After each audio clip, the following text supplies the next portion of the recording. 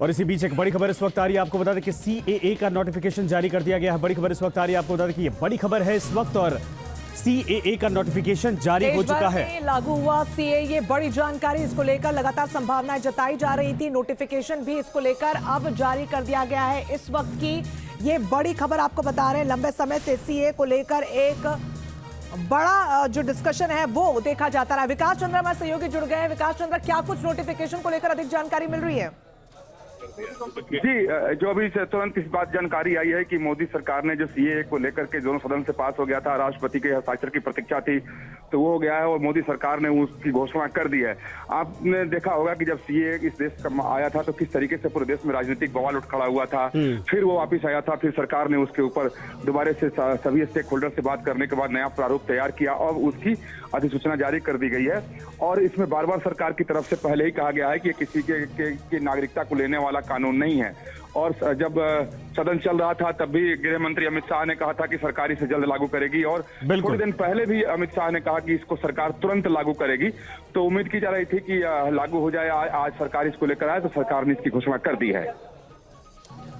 तो ये बड़ी खबर है कि आज से देश भर में लागू हुआ सीएए, लेकिन चूंकि इसको लेकर पहले से संकेत मिल रहे थे, आज प्रधानमंत्री जब आने वाले थे तभी ये संकेत थे कि शायद इसको लेकर भी अनाउंसमेंट किया जाए।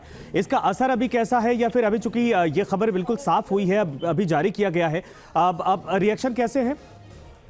देखिए, सीधी सी बात है कि सरकार ने जारी किया है तो अब उस पर अब सामने जब ड्राफ्ट आएगा और लोग सामने, उसके बाद लोगों की प्रतिक्रियाएं आनी शुरू हो जाएंगी। लेकिन सरकार की तरफ से बार बार यह आश्वासन दिया गया है कि ये किसी के खिलाफ नहीं है, ये नागरिकता लेने वाला कानून नहीं है, नागरिकता देने वाला कानून है। बिल्कुल जो प्रावधान है खासतौर पर अफगानिस्तान, पाकिस्तान और बांग्लादेश के जो धार्मिक रूप से अल्पसंख्यक है, खासतौर पर 6 लोगों को उसमें शामिल किया गया है। हिंदू है, पारसी है, जैन है, बौद्ध है, सिख है, जो लोग वहाँ धार्मिक रूप से प्रताड़ित हैं और किसी कारण से भारत आए हैं और 31 दिसंबर 2014 के पहले भारत आए हैं, तो उन लोगों को इसके जरिए नागरिकता दी जाएगी। और सबसे बड़ी बात कि उन लोगों को इसके दस्तावेज नहीं दिखाने होंगे। तो एक जो सरकार के लिए बड़ी चुनौती थी, जब सीएए का मुद्दा आया था, देश भर में आंदोलन हो रहे थे, जगह जगह लोगों ने सड़कें जाम कर दी थी और महीनों तक लोग सड़क पर बैठे रहे, डटे रहे और कई तरह की बातें हुई कि भारत सरकार मुसलमानों के खिलाफ कानून ला रही है। तो इसे आज अब साफ हो जाएगा जो कितना खिलाफ है, क्योंकि पहले भी सरकार ने बार बार कहा था और इसमें जो प्रावधान है वो किसी के खिलाफ नहीं है, किसी की नागरिकता लेने वाला नहीं है। उल्टा जो लोग अफगानिस्तान से, पाकिस्तान से, बांग्लादेश से जो प्रताड़ित होकर के हिंदू पहुंचे हैं, पारसी पहुंचे हैं, सिख पहुंचे हैं, जैन पहुंचे हैं, बौद्ध पहुंचे हैं, हिंदू पहुंचे, उनको नागरिकता दी जाएगी। वो भी 31 दिसंबर 2014 के पहले जो लोग आए हैं। ऐसा नहीं कि जो लोग आज आ गए हैं उनको नागरिकता दे दी जाएगी, ऐसा भी नहीं है। उसके लिए फिर लंबी प्रक्रिया होगी।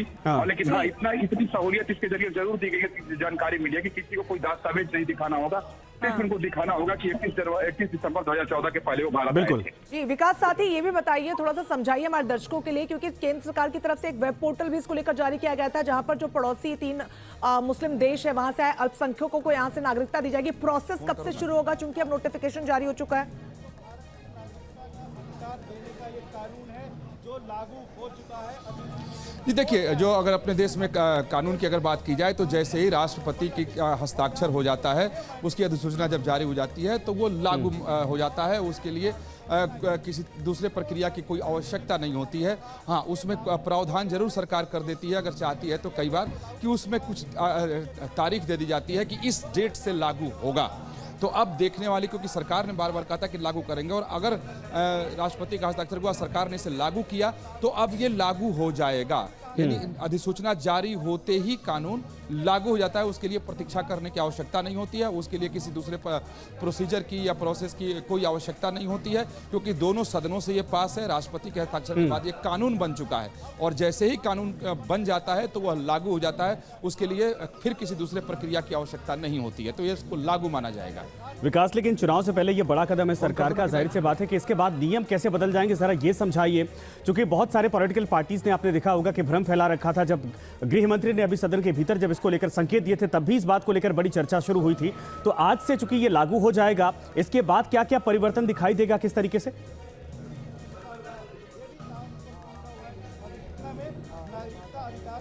ये देखिए, बिल्कुल कई राज्यों ने तो इसके खिलाफ अपनी अपनी विधानसभाओं में प्रस्ताव पारित कर रखा है कि इसको हम अपने यहाँ नहीं लागू होने देंगे, और आज सरकार ने खिलाफ में प्रस्ताव पारित कर रखा है विधानसभाओं से, जो काफ़ी महत्वपूर्ण है। इसको नज़रअंदाज नहीं किया जा सकता है, और अभी तक इस पर राजनीतिक बयानबाजी थमी नहीं है, और इसको इस तरीके से पेश किया जाता है कि जैसे कि अगर ये कानून लागू हो जाएगा तो इस देश में एक बवंडर सा उठ खड़ा हो जाएगा, और तमाम लोगों के, और खास तौर पर मुस्लिम समाज के लोगों को में ये डर बिठाया गया कि इन लोगों की नागरिकता खत्म हो जाएगी और इनको देश से बाहर भेज दिया जाएगा, जबकि ऐसा कोई भी प्रावधान अभी तक, जो मेरी जानकारी, हालांकि ड्राफ्ट अभी सामने आएगा, सरकार ने इसकी घोषणा कर दी है, उसमें देखने कौन से प्रावधान है। लेकिन एक कुछ हजार लोगों को नागरिकता देने वाली बात है, ऐसा नहीं है कि लाख लोगों को, लगभग 33,000 लोगों के आसपास का आंकड़ा है जिन लोगों को इसके जरिए नागरिकता दी जाएगी। लेकिन ठीक लोकसभा चुनाव के पहले सरकार ने इसकी घोषणा करके एक बड़ा राजनीतिक संदेश दिया है, क्योंकि जब सीए आया था और जिस तरीके से सरकार को घुटने टिका देने की कोशिश की गई थी, देश के अलग अलग शहरों में महीनों तक लोग सड़क जाम करके बैठे रहे, और एक माहौल बना कि मोदी सरकार अल्पसंख्यक विरोधी है। तो अब खास तौर पे पश्चिम बंगाल, उत्तर पूर्वी जो राज्य हैं जहां बहुत ज्यादा घुसपैठ होता है, और अभी गृह मंत्री अमित शाह गए थे पश्चिम बंगाल, तो उन्होंने कहा था कि जो बांग्लादेशी और रोहिंग्याओं की घुसपैठ होती है वो स्टेट स्पॉन्सर्ड घुसपैठ है, उस पर लगाम लगाई जाएगी। तो इसके जरिए एक सरकार की ठोस नीति सामने आएगी कि जो भारत में ऐसे लोग आते हैं और फर्जी दस्तावेज बनाकर नागरिक बन जाते हैं, तो अब उसके लिए एक मूर्त रूप से कानून होगा, जो किसको नागरिकता दी जाएगी और किसको नागरिकता नहीं दी जाएगी। खास तौर पर इससे प्रभावित बांग्लादेशी और रोहिंग्या इसके तहत पहनाया जाएगा। मोहित राज दूसरे भी हमारे साथ जुड़ गए हमारे से। मोहित, मैं आपसे समझना चाहूंगी, 2019 में केंद्र में मोदी सरकार ने नागरिकता कानून में संशोधन किया था, 5 साल गुजर चुके हैं, लेकिन बड़ा सवाल यही है कि आखिरकार इसकी जरूरत क्यों पड़ी?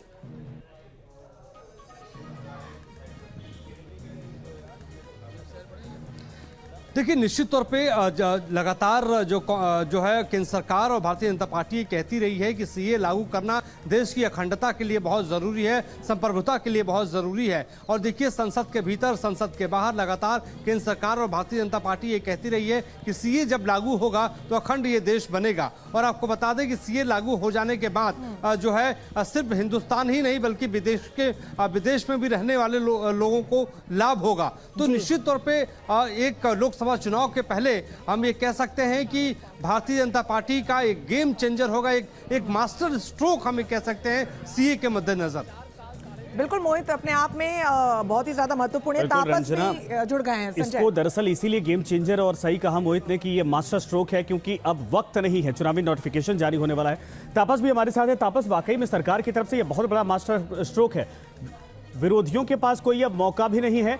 दूसरा, आपके पास आएंगे तापस, लेकिन उस दौरान जब सदन के भीतर गृह मंत्री ने क्या कुछ कहा था, जरा एक बार ये सुनिए।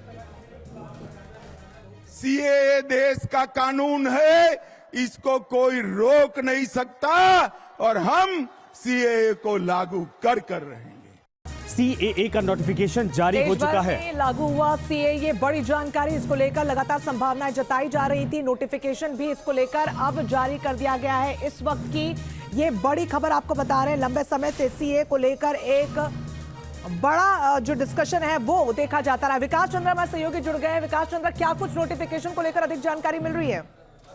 जी, जो अभी तुरंत इस बात जानकारी आई है कि मोदी सरकार ने जो सीए को लेकर के दोनों सदन से पास हो गया था, राष्ट्रपति के हस्ताक्षर की प्रतीक्षा थी,